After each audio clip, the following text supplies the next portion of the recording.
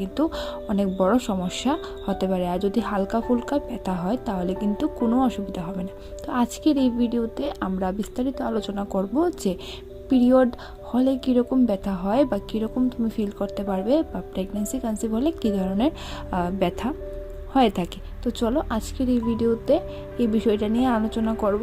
ভিডিওটি শেষ পর্যন্ত দেখার অনুরোধ রইল। তো চলো আজকের এই ভিডিওটা শুরু করা যাক। যখন আমরা আর কি ওভুলেশনের সময় সহবাসে থাকি না, তখন স্বাভাবিকভাবে ডিম্বাণুটা নিষিক্ত হতে পারে না। তো সেই ডিম্বাণুটা আর কি মাসিক রূপে বেরিয়ে আসে। তখন আমাদের তলপেটে ব্যথা হয়। তখন তলপেটে ব্যথার সাথে সাথে অনেক মহিলাদের কিন্তু প্রিমেনস্ট্রুয়াল সিনড্রোম হয়, যেমন প্রেগনেন্সির মতনই কিন্তু কিছু লক্ষণ দেখতে পারে এরকম মাসিক হওয়ার 1 সপ্তাহ আগে বা 1-2 দিন আগে থেকে।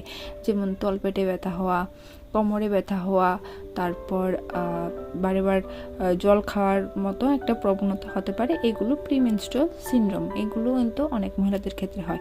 আর পিরিয়ড হওয়ার সময় যে ব্যথাটা হয় সেটা তো তীব্র মারাত্মক ব্যথা হয়। তার সাথে কোমরেও ব্যথা হবে, তোমার ব্যাকে ব্যথা হবে। এই কোমরে এবং তলপেট নিয়েই ব্যথাটা হলে কিন্তু তোমরা বুঝতে পারবে যে তোমাদের পিরিয়ড আসবে। প্লাস থাইয়েও ব্যথা হবে, এটা হলো মেইন লক্ষণ পিরিয়ড আসার।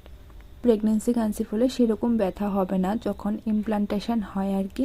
যখন ভ্রূণটা জরায়ুর গায়ে আর কি অ্যাটাচড হয়, তখন সেখান থেকে হালকা একটু রক্ত বেরিয়ে আসতে পারে। অনেক মহিলারা হয়তো বা বুঝতে পারে না, বা অনেক মহিলারা দেখতে পায় যে সাদা স্রাবের সাথে ছোপ ছোপ হালকা হালকা একটু লালচে কালার হয় আর কি। তার সাথে পেটে ব্যথা তো থাকবে। অনেক মহিলাদের পেটে ব্যথাও হয় না। তো প্রেগনেন্সি কনসিভ হলে পেটে ব্যথার ধরনটা কিন্তু একদমই হালকা হবে, একটা সুই ফুটানোর মতো হালকা, বা হালকা টান ধরে থাকার মতো ব্যথা হবে। এটা দেখলে তোমরা বুঝতে পারবে যে তোমাদের প্রেগনেন্সি কনসিভ হবে। আর আর্লি প্রেগনেন্সি সিমটমসগুলো যেমন মাথা ব্যথা হবে, এটা কিন্তু একটা সিমটমস। মাথা ব্যথা, ব্রেস্টে পেন হওয়া, ব্রেস্টে অনেকটা পেন, মানে সংবেদনশীল, তুমি একটু ছুঁয়ে দিলেই আর কি ব্রেস্টে ব্যথা হচ্ছে, এরকম ব্যথা। সকালের অসুস্থতা যেমন মর্নিং সিকনেস, মুড সুইং, এগুলো হলো প্রেগনেন্সির লক্ষণ। আর যদি তোমাদের ব্যথাটা যদি এরকম হয়, মানে ধরে রাখার মতো বা আঁকড়ে রাখার মতো বা টান ধরে থাকার মতো যদি ব্যথাটা হয়, তাহলে তোমরা বুঝবে যে তোমার প্রেগনেন্সি কনসিভ হয়ে গেছে। তো চলো বন্ধুরা, আজকের মতো আমি এখানে আমার ভিডিওটা শেষ করছি।